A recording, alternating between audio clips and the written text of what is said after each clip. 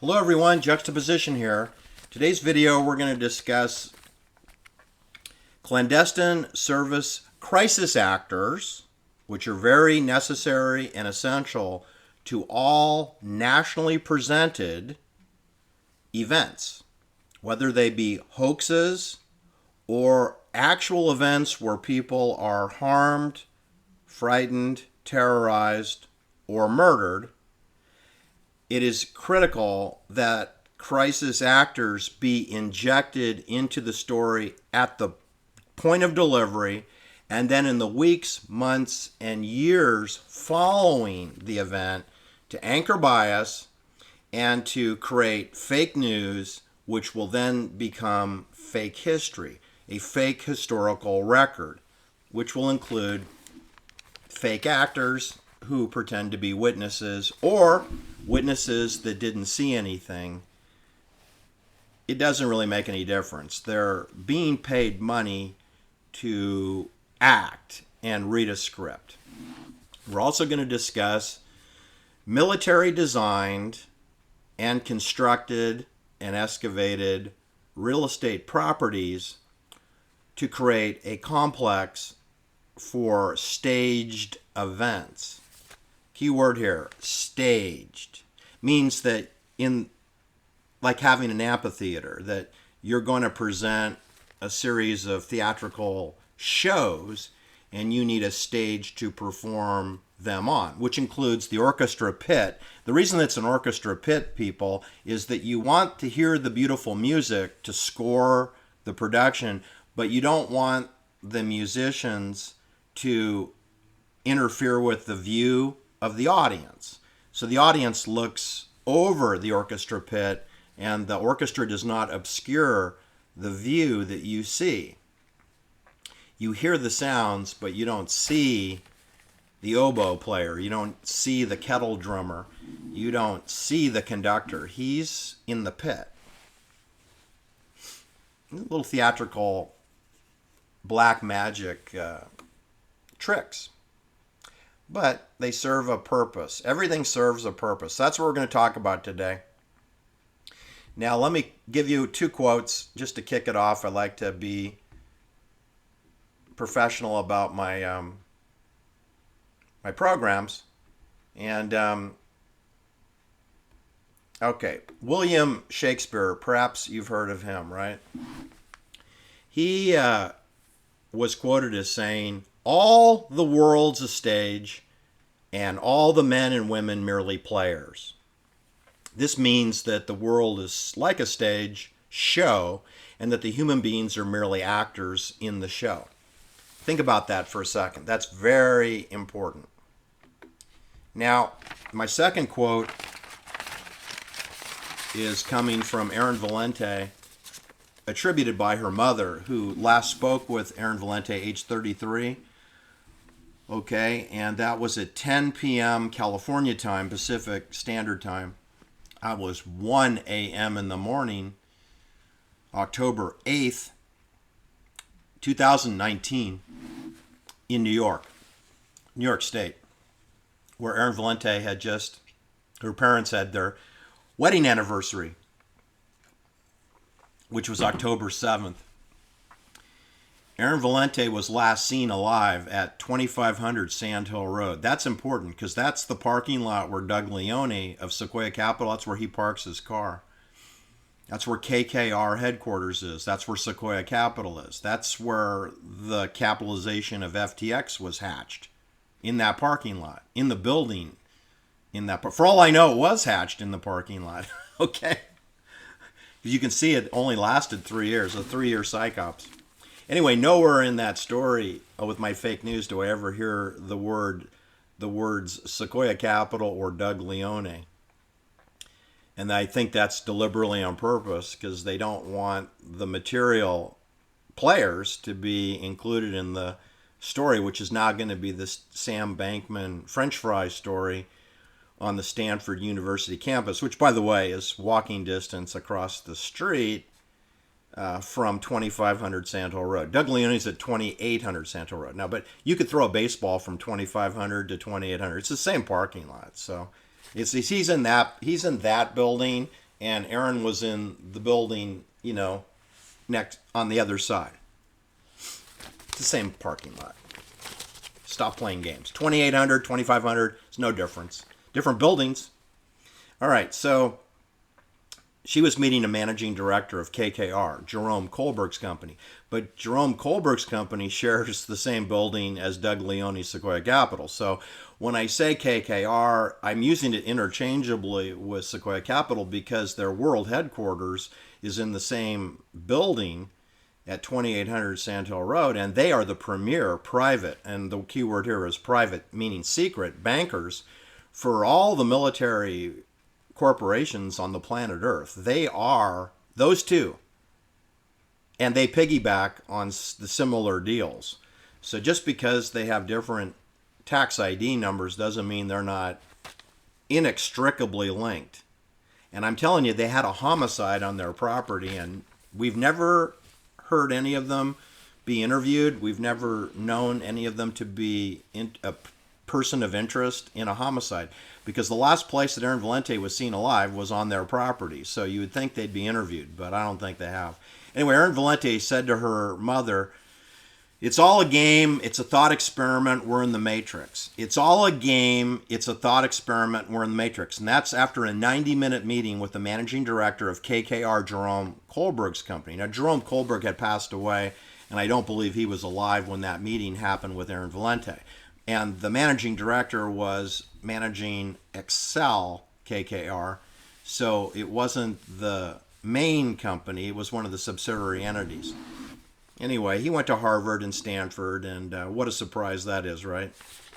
I think he got an MBA from Stanford and an undergraduate bachelor's degree at Harvard. That's the school that Timothy Leary was a professor, where Richard Albert, a Stanford professor, became a professor of psilocybin, hallucinogenic mind control drugs. It's at Harvard. They both got PhDs at University of California, Berkeley.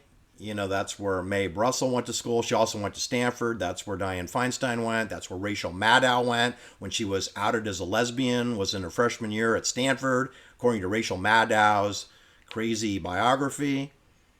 That's where Elizabeth Holmes went. That's where George Shultz was living. That's where Henry Kissinger and George Shultz and the director of CIA were on the board of directors of Elizabeth Holmes Theranos. That's where they all spent time, where Aaron Valente was last seen alive before she was found dead as a doornail 5 days later in the back of her nice rent-a-car, Nissan Murano, in a different city of San Jose in Almaden Valley. Anyway, I'm telling you this because Henry Kissinger and George Shultz, former president of Bechtel Construction, and Caspar Weinberger, and Daniel Ellsberg, who worked at the RAND Corporation, and Henry Kissinger was on the board of directors of the RAND Corporation, and that they had one of their engineers living in Abigail Folger's home at 2774 Woodstock Road. That's what I said, Woodstock Road. And Abigail Folger was killed by the M7 bayonet, just a week before Woodstock, less than a week before Woodstock, and 5 days before Woodstock Festival in New Berlin, New York. So here's the deal. There's so many messaging things going on here, but they're all actors, okay? Even to some extent, Sharon Tate being a more professionally trained actress, but she's an actor in a social engineering for a variety of different events, for a variety of different messaging. But she was murdered at age 26. Abigail Folger was a private banker who was kind of behind the scenes, and that's why nobody knew who she was, even though she graduated from Harvard with a master's degree in art history, and she spoke fluent French, and she played classical piano, and she attended Radcliffe Harvard before her master's degree at Harvard.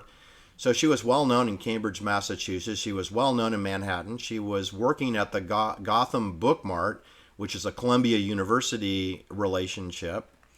And that is where she was introduced and put together with Jerzy Kaczynski, Roman Polanski, and Wojtek Frykowski, three Polish Jewish gentlemen who were all in the clandestine British intelligence, now transferring over to CIA in New York to work on the Robert Kennedy presidential campaign. So you have to have crisis actors injected into all of these political events. Dianne Feinstein, Nancy Pelosi, Paul Pelosi. Paul and Nancy Pelosi arrived in San Francisco at the exact time, 1969, when Abigail Folger was murdered in Los Angeles in Benedict Canyon. And that kind of torpedoed the relationship with Abigail's mother, Ines Mejia, who was the #1 private banker for the city of San Francisco, which is a CIA-controlled city.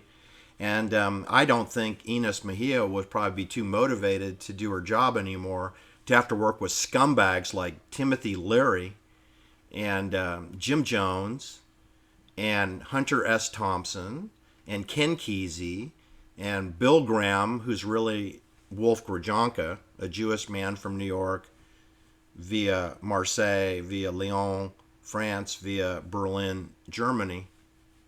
Wolf Grajanka, Bill Graham, free concerts. You know, it's a dirty, you got to get your fingernails dirty when you work with people like this. You know, David Smith, you know, injecting mice with amphetamines and LSD. David Smith, Roger Smith, the fake parole officer for Charlie Manson, who lost his files, for God's sakes. You know, what kind of creepy people are these that are working in Haight-Ashbury, across the way from University of San Francisco, Jesuit, St. Ignatius High School, Jesuit, St. Agnes Elementary Parochial School, Jesuit, Lone Mountain College for Women, Jesuit, Sharon Meadow, named after a banker. Today it's known as Robin Williams Meadow. Robin William. Lives in Tiburon. Looks like he got murdered the same way that John Benet Ramsey did, by being garroted. You know, obviously suicide, right? I don't think John Benet Ramsey committed suicide. Do you? She's 6 years old. You think she committed suicide? Because that's what they said that Robin Williams did. He committed suicide. But he died exactly like John Benet Ramsey did. Just like Thomas Albert Decker did. Just like David Carradine did in Bangkok, Thailand. Just like Anthony Bourdain did in northern France. I mean, let me add them up here. I mean, it's kind of a long list. Thomas Decker, Robin Williams, John Benet Ramsey, Anthony Bourdain. That's 4. Oh, I know I'm missing a lot here. David Carradine. You can figure it out. There's a lot of garroted people in my stories. All right, so specifically to take the Sharon Tate and Abigail Folger bayonet murders, which we all know were performed by the M7 bayonet, NATO issue, United States Army issue in 1964. I realize we've moved on to the M9 bayonet today. I think the Marines are using the M9. It's a very similar weapon. It's a little longer. All right. So I'm going to use the Manson Mendacity, there is no Charlie Manson. There's a Charlie Maddox. That's what's on his birth certificate, Charles Maddox. But for some reason, the media wants to use that Manson word. Charlie Manson's biological father, we think, is Colonel Walker Scott. So if you gave Charlie the last name of his father, that's based not on a paternity test. It's based on the fact that Charlie's 15-year-old mother filed a paternity suit against Charles Walker Scott, and that she must know who the father was, right? I mean, maybe. Anyway, so it's not real crystal clear who was the father for the person known as Charlie Manson, but it probably was Colonel Walker Scott, in which case Charles would be Charles Scott. But what's on his birth certificate is the last name of his mother, which was Maddox, even though supposedly she married a Manson gentleman, you know, a month before Charles Maddox was born. But anyway, that didn't get on the birth certificate, so I don't know how the media switched that out. But, you know, since it's a fake story, it doesn't really matter. You can use a fake name in a fake story. Because Charlie Manson, in case you don't know, he's a crisis actor. Okay? It's in the same way that Caroline Ellison is. In the same way that Sam Bankman-Fried is a crisis actor. In the same way that Charles Prince Charles is a crisis actor. King Charles. In the way that George Shultz, Secretary of State for Ronald Reagan, president of the Bechtel Construction Company, he's a crisis actor. Caspar Weinberger, crisis actor. Diane Goldman Feinstein, crisis actor. Right? Nancy Pelosi, crisis actor. Fake representative, Speaker of the House of Representatives, fake Congresswoman Nancy Pelosi. In the way that Ron DeSantis, fake governor of Florida, is. He's Navy intelligence.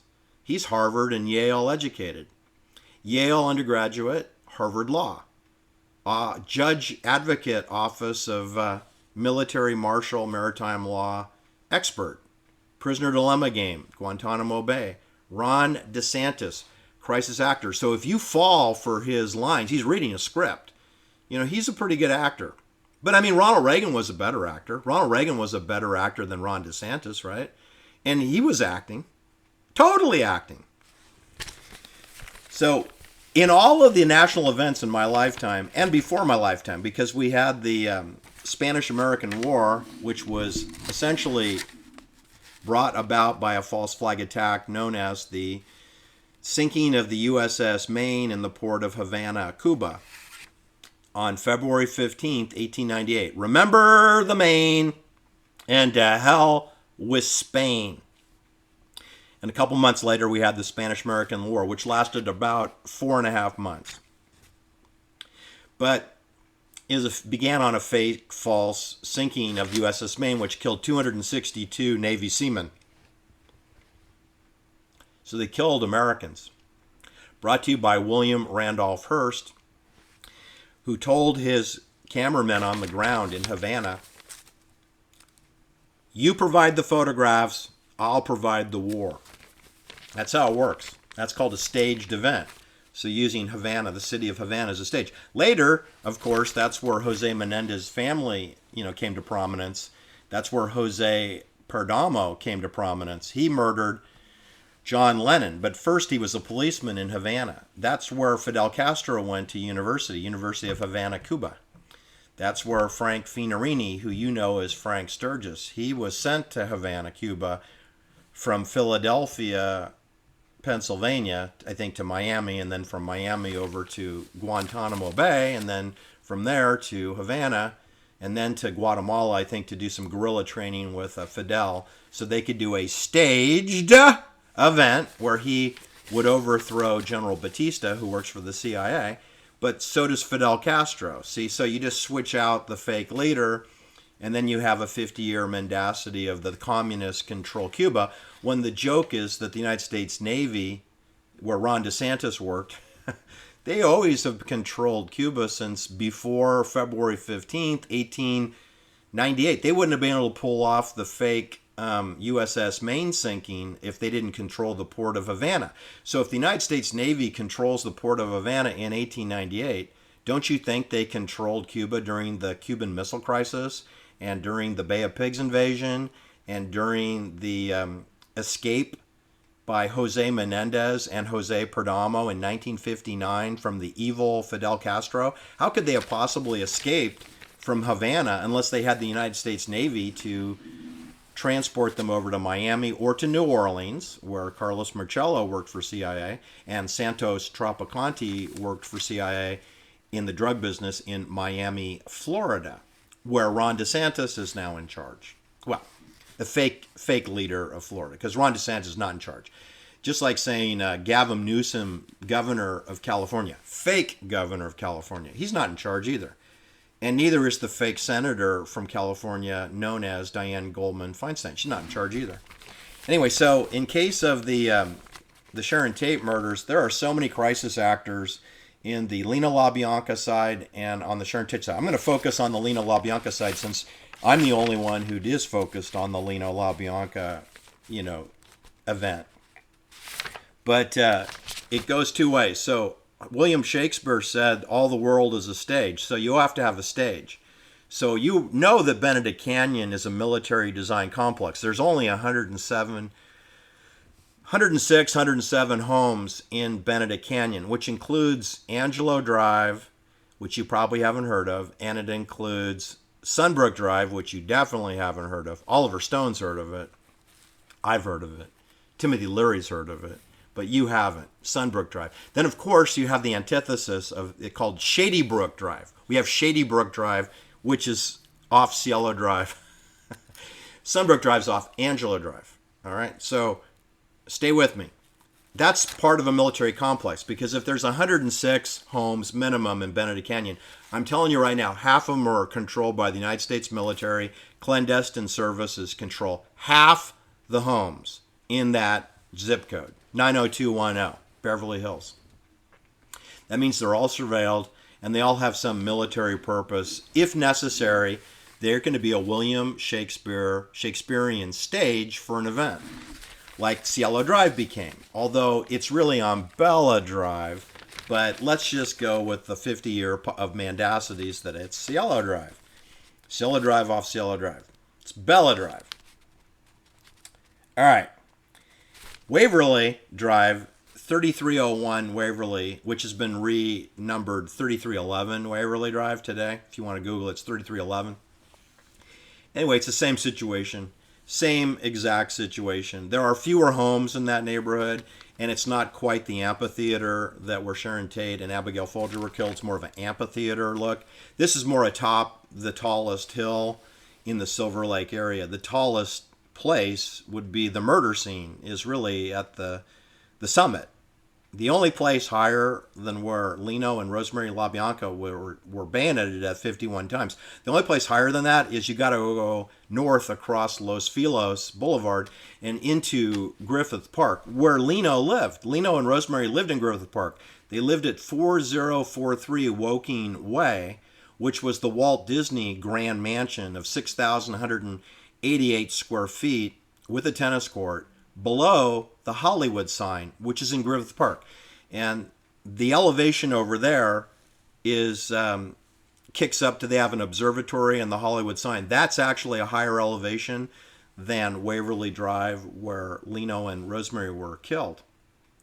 But there are no homes up by the Hollywood sign. The homes are closer down the hillside. So the 4043 Woking Way Walt Disney address is sort of, as the line of sight go, it's comparable. It's pretty comparable to the elevation where Lino was killed in his mother's home, Corina. Anyway, what I want you to know is the home immediately, homes on both sides that border the murder house, which I'm going to call the subject property, which was 3301 Waverly Drive at the time of the murder on August 10th, 1969. I think that the bayonet murder happened sometime before 9 o'clock in the morning, like 8:30 to 9:30 a.m. Somewhere that's the window where they were murdered.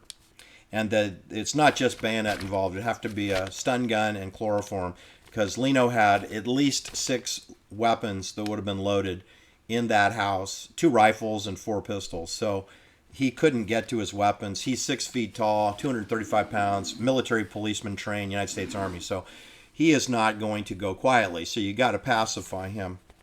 And then tie his wrist behind his back using the 43-inch, what I'm going to call a ligature, but what CieloDrive.com CIA website calls a thong. This is by far a applied linguistics to call this a thong. It is not a thong. It's part of the military sheath holster that you put the M7 bayonet into. Slides right in. Just like that. Then you use the leatherette to attach to your leg so that this won't flop around when you want to jog or run away from a crime scene. Everything has a purpose. The home to the northwest of the subject property, 3431 Waverly, I've covered that before. That's the retreat for the Immaculate Heart Community, Catholic Order of Nuns.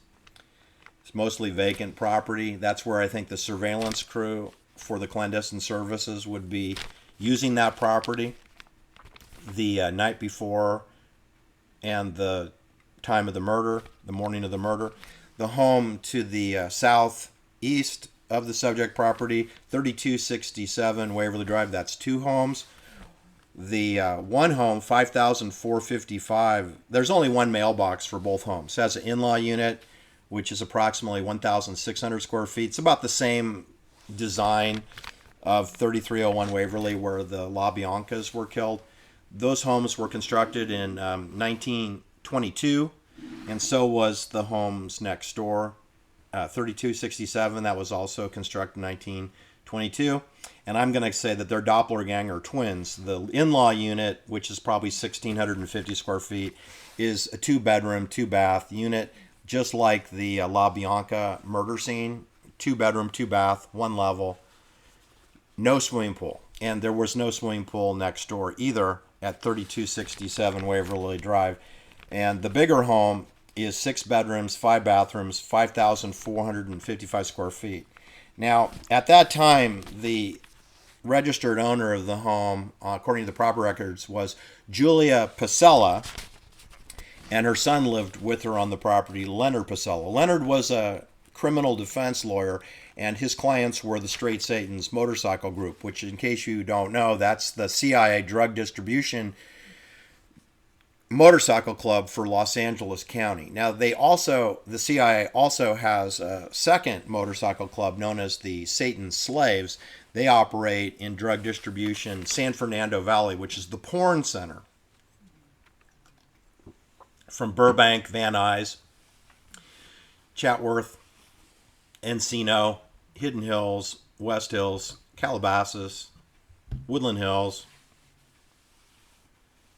Studio City. It's a big area. And so the Satan Slaves handle that. I don't know if Lino LaBianca did the money laundering for them. It's entirely possible that he did. I'm going to assume they had their own money laundering operation up, near Burbank. Would be more logical as far as I can tell. Somewhere on Lancashire Boulevard, perhaps. But what I am telling you, if there's direct links between Lino LaBianca and Joe Dorgan, who is the fiance of Rosemary LaBianca's daughter, Susan LaBarge, who goes by Struthers, even though she's the daughter of Rosemary. It's, I think, to fake you out so you don't remember who Susan is. Susan, later spent money and hired a private detective and went to the parole hearings for Charlie Watson because she believed that Charlie Watson did not murder her mother, Rosemary. So that's important that you know that, is that a daughter of one of the victims never believed that Charlie Watson was in any way involved in the bayoneting of her mother. She never believed that. And she was personal friends with Charlie Watson before the murders, and she maintained that friendship after the murders. She never suspected him of the murders. Neither did the Los Angeles Police Department. They didn't suspect Charlie Watson either. They didn't suspect Charlie Manson. They didn't suspect Susan Atkins. They didn't suspect anybody whatsoever in the orbit of Charlie Manson, if that's what you want to call him. We all know his name is Maddox, or it's Scott. But anyway, those people were not part of the Sharon Tate, Lino LaBianca murder investigation, which the LA police spent, and Hollywood robbery homicide spent over 120 days, 4 months in researching this, and came up with a long list of suspects. I'm telling you, the killers came from Europe, so they're gone. They don't have California driver's licenses, and they were visiting. What I want you to know is we have whole websites and videos devoted to Charlie Manson and the Manson family. It never existed. It never existed in real life. It can only exist in the meta-universe that Aaron Valente told us. It's all a game. It's a thought experiment. We're in the Matrix. Well, that's what the Charlie Manson case is. That's what COVID is. That's what 9/11 is. They create these dedicated fake authors, fake books, fake experts for decades to fool you and to conceal the truth, which is the clandestine services was taking William Shakespeare's advice. They built the stage. They created the lighting. They built the orchestra pit. They hired the orchestra. They hired the fake authors. Like Kurt Gentry right here. Okay? Kirk Gentry wrote a CIA cover story for the Francis Gary Powers fake shootdown because Gary Powers was never shot down by the Russians. But we have a 60-year mendacity that's what happened. No, that's not true. And they hired Kirk Gentry to type up a fake book about Gary Powers and Lockheed. That's an airplane constructed by CIA, Lockheed, where John Benet Ramsey's father worked. John Ramsey, his daughter was murdered at age 6 by something not too different than this, ligature, right? She was strangulated by a ligature in the wine cellar area of John Ramsey's home in Boulder, Colorado. Anyway, what I'm telling you is that's the association with that airplane is Lockheed. And then after this book was written, they had the USS Pueblo incident, North Korea, in the 1960s, I think 1968. And so they hired Kirk Gentry to write second in command to cover up the CIA Navy Intelligence, Office of Navy Intelligence, Ron DeSantis's, bailiwick, ONI, to portray the story different than it was truthfully. And then, of course, we had, the decision to take Charlie Manson, who's a crisis actor, and inject him into the boogeyman category that he did it. And he didn't do it. I'm here to tell you he didn't do it. And neither did Charlie Watson, and neither did Susan Atkins, and neither did Leslie Van Houten, and neither did Patricia Krenwinkel. They didn't do it. They're innocent.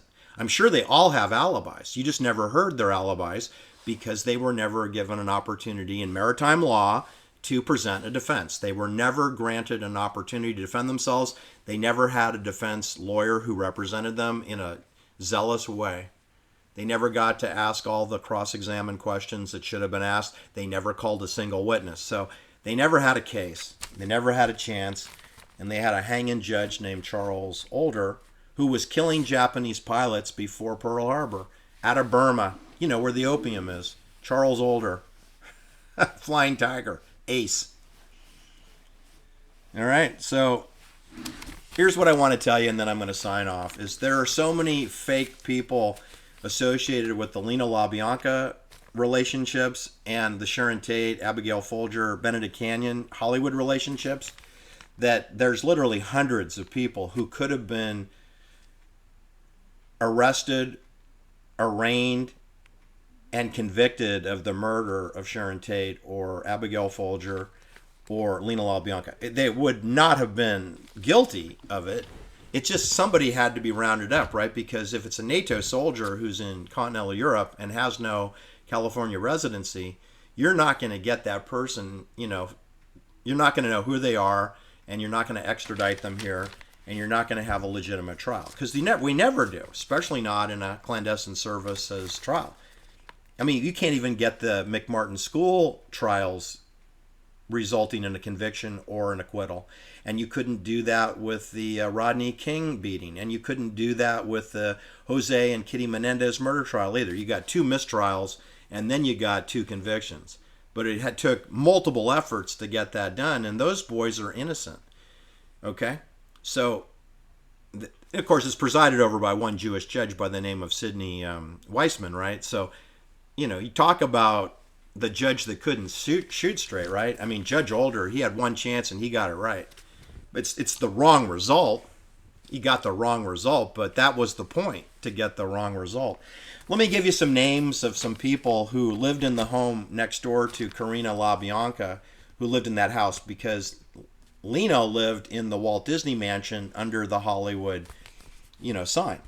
All right, so Julia Picello and her son Leonard Picello lived in the big house next door. He invited Sharon Ransom to come live there. She was only 19 years old. Then I think they were asked to leave, and inserted was Ernie Balzal, who had the phone number registered to his name. I don't think anybody was on a lease, because I think it's a CIA house and nobody signs a lease. In Hollywood, you don't sign a lease. You just get to move in. It's like a hotel room. It's provisional housing. So no one is going to be on any kind of a lease with Julia Picello, because she gets paid, some other way. She gets a little love in her bank account every month. just like Lino LaBianca did, because Lino owns 7 apartments as well, and I don't think any of his tenants signed a lease. I think the CIA just paid him to provide housing on Glendale Boulevard, where Charles Watson lived, at 2279 Glendale Boulevard. It's about a mile away. And Charlie Watson also lived at 2020 Dracena Drive, 100 feet from Rosemary LaBianca's daughter, Susan LaBerge, who lived at 4616 Greenwood Place, apartment number 4. That's the Melrose Place television show apartments. 7 units there. Benjamin Netanyahu refers to that in one of his speeches. He went to MIT, graduated in 1975. Benjamin Netanyahu, the fake leader of Israel. Benjamin Netanyahu talking about Melrose Place and radio frequency direct energy weaponry. And he weaves Melrose Place into that lecture. What a piece of work he is. Anyway, let me mention some names that you haven't heard. Ray Norwood, he's the controller for Gateway Markets, the money laundering for the Straight Satan's Motorcycle Club. He's the controller that works for Peter DeSantis and Lino LaBianca, who's the president of Gateway Markets. And he could have been blamed for the murder. Peter DeSantis could have been blamed for the murder, but he's an important person for the Knights of Columbus and the Sons of Italy. Bill O'Brien is a person they're doing business with. I think he's part of the money laundering vendor layering of money laundering. Peter Smaldino, he could have been blamed for the murder. He was upset with Lino. He got paid $250,000 in cash in 1964. Then I think he had some remorse and wanted some more money for selling his wife's interest, which is his wife's interest is Lino's sister. It's a lot of money. Terry Melcher, Doris Day's son, he weaves into the story. He could have been charged with the murder of Sharon Tate. I mean, allegedly, he lived on the crime scene property, right? With the 24 kitty cats that he didn't take with him when he moved out of there. All these stray cats on that property that nobody owns. Who's putting out the bowl of milk and the water, right? Because Rudy Altobelli went over to Italy. Oh, they got William Garrickson. He's feeding the kitty cats and 3 dogs. Greg Jacobson, he's a producer with Columbia Records, along partnering with Terry Melcher. He could have been charged with the murder. Mike Love of the Beach Boys, he could have been charged with the Sharon Tate murder for sure. Brian Wilson, I don't know if you could have charged him. He was kind of out of it. He was living in Bel Air. He's walking distance from the murder scene. He's about a mile away. But as the crow flies, I think Brian Wilson's home in Bel Air is about a kilometer away. It's the same distance that Art Linklater's home is. Art Linklater has a son, Robert Linklater. He's completely and utterly implicated in Abigail Folger and Sharon Tate. And Ed Durston, who Robert Linklater is partnered with. And Ed Durston's name appears in the Abigail Folger's Little Black Book. All right, so Robert Linklater, Art Linklater's son, was not charged with the murders of Sharon Tate, but he was murdered himself. A few years later, he got murdered. And his sister got murdered on October 4th, 1969, which is 2 months after Sharon Tate.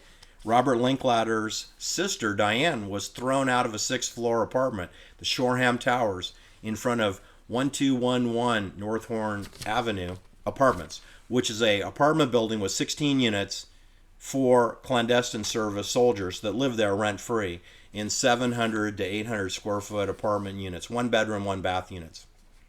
In the apartment building across from where Art Linklater's daughter was unceremoniously, while she's baking cookies on a Saturday morning, thrown to her death on the sidewalk. But Ed Durston was not, he was not arrested or charged with the murder of Diane Linklater. It's called the LSD episode, right? There's no evidence of that. Robert Linklater was not arrested or charged in the murder of Sharon Tate or Lino LaBianca. We have Leonard Pasella. He had a temper, and he was a criminal defense lawyer for the Straight Satans, and he could have been charged. There was already a warrant out for his arrest for failing to show on a court-ordered appearance. He didn't make a court-order appearance on a that his ex-wife made against him, threatening her life. So he's what do you call it, a fugitive at the time of Lena LaBianca's murder. Of course, you've heard the name Roman Polanski, Jerzy Kaczynski, who's in New York, who has an alibi. Roman Polanski's in London, England, with Michelle Phillips. He's in bed with Michelle Phillips, who's John Phillips' wife. So Roman is with another man's wife. Now, I don't think Roman had a wife, but Michelle Phillips did. Roman was the fake Shakespearean actor pretending to be the Sharon Tate husband, but not really, right? Because they never spent any time together. And I'm sure he got paid to be the fake husband for Sharon. But in any case, he's in London, England, British intelligence, living in Chelsea. Not that far away from where, Judy Garland got murdered a few months earlier. Judy Garland was murdered in June 1969 in the center of London. Not too far from where Roberto Calfi was murdered over the Thames River underneath the scaffolding of the Blackfriars Bridge, facing the financial bankers in London, England. And that's close to where Judy Garland was killed. And she's in The Wizard of Oz, which is a banking documentary of follow the yellow brick road, or the flying monkeys will get you, and the mighty Wizard of Oz, who's private banking. And the yellow brick road is the gold standard. Got the ruby slippers because they were silver slippers in the novel, but they changing them to ruby because they want to stay on the yellow brick road. Don't want to go off on any silver or aka FTX cryptocurrency, right? We follow orders or people die. That's maritime banking law.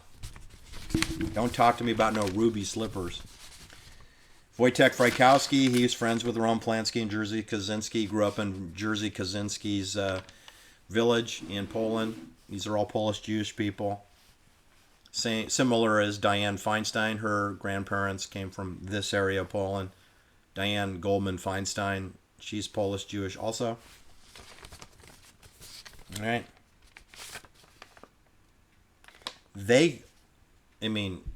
Jerzy Kaczynski, could blame him. He went on to supposedly write the script for Being There with Peter Sellers, that movie that Peter Sellers did, which is about Joe Biden, Sleepy Joe. Everybody just assumed he knew what he was doing. But he's a gardener, Chauncey Gardner, and they think he's the advisor to the president. He's the gardener. He's wearing the banker's clothes. So they think because he's wearing those shoes, he must be really smart. And he's living in the Biltmore Mansion in North Carolina. So he must be really smart. He's the gardener. Got John Phillips, married to Michelle Phillips. He could have been blamed for the Sharon Tate murder because he's living in Laurel Canyon off Lookout Mountain Drive. He could have been blamed in the Sharon Tate murder. And he even had a motive because his wife's sleeping with Roman Polanski, who's the fake husband, right? But he didn't do it. And Patty Duke, one of her 3 older men that she's dating, she lives on 1600 Summit Ridge Drive, and that's very close to the murder scene. She could have been blamed, or one of her ex-husband, or one of, the Gomez Adams from the Adams family. She was dating him. He could have been blamed. Gomez Adams. Steve McQueen, Peter Sellers, Yul Brynner, Paul Newman. They could have been blamed as murderers. It's not believable, right? But the Charlie Manson, that's not believable at all. That's like ridiculous. But anyway, that's what they went with. Also, Harold True moved into that big home next door to Karina LaBianca, the murder scene, the subject property. And Ernie Balzell's name was on the 1968 telephone directory. Alan Swerdloff, Phil Kaufman lived on the property. Phil Kaufman, road manager for the Flying Burrito Brothers and the Rolling Stones. And he's also the babysitter for the fake Manson family girls at 13158 Chandler Boulevard. 5 homes, 2 swimming pools. Phil Kaufman, former cellmate at Terminal Island of Charlie Manson in March 1967, when Charlie is released. Phil Kaufman is his cellmate. Phil Kaufman is in there on a trumped up charge. He supposedly was trying to smuggle a bag of marijuana from Mexico into California, so they sent him to federal prison. That's the exact same thing they did with Timothy Leary, who's career CIA. And that was just a way to inject Timothy Leary into the federal prison at Long Island in San Pedro, because Timothy Leary is a loyal soldier for CIA. So they fake you out by saying he was arrested for marijuana from Mexico to California. That's just the pretext for injecting the crisis actor into the story. So Phil Kaufman is a crisis actor. Sharon Ransom is a crisis actor. Harold True is a crisis actor, taxi driver. Phil Kaufman is a crisis actor who's also a babysitter for Susan Atkins and Patricia Krenwinkel, and maybe a Diane Murder, She Wrote. Angela Lansbury's daughter, Diana, she was alleged to have spent time over with Phil Kaufman at the Manson family complex. There's absolutely no corroborating proof of that. I have a good friend that tracked that down to a CIA website known as Cielo.com, and then he quoted Ed Sanders as the source. Well, Ed Sanders is not a good, reliable source. How would he know? He wasn't there. And he doesn't know. He just made it up. I think he made it up. But if he didn't make it up, he can't prove it. There's no record of... I like to see this so-called permission slip. But even if it's true, it's an example of if it's true or if it's not true. It doesn't change the fact that NATO soldiers killed Sharon Tate. So I don't care if it's true or not. All right? I don't care if there was explosions and fires in the World Trade Center buildings. I don't care, because that's not what collapsed the buildings. I assume there were definitely fires and there were explosions. That's all part of the theatrical show. The William Shakespeare All the World is a Stage, that includes World Trade Center. All the buildings, not just 1 and 2 and 7, all the buildings are part of the Shakespearean stage. All the homes in Benedict Canyon are potentially part of the show. Joe Dorgan, treasurer of the Straight Satans, he could have been arrested and charged with the murder. Frank Struthers, Susan LaBarge, his brother, they could have been charged. Their story of how they found their parents' bodies is completely poppycock. Doesn't make sense at all. All right, that's my point. Just with the Lino LaBianca, I got 17 crisis actors, none of whom are Manson family members. I got 17 people who could have been arrested and charged with the murder. I have a similar 17 people over with Sharon Tate. That number actually is more than 100. If you expand it out to Robert Vaughn and Robert Evans, whose real name is Robert Shapira, known as Bob Evans, vice president at Paramount Pictures. If you include him and you include Steve McQueen and you just go down the list of all the people who went to parties at Cielo Drive, and including Oliver Stone. Oliver Stone has been to 10106 Sunbrook Drive, which is the murder scene. That's where Timothy Leary lived, at the murder scene of Sharon Tate and Abigail Folger. So you could include Oliver Stone as a potential suspect. I realize that he probably had an alibi, but you could still... Charlie Manson had an alibi, but nobody cares. All right, that's my point. Thanks for listening. Have a great day. Hit the like or subscribe button.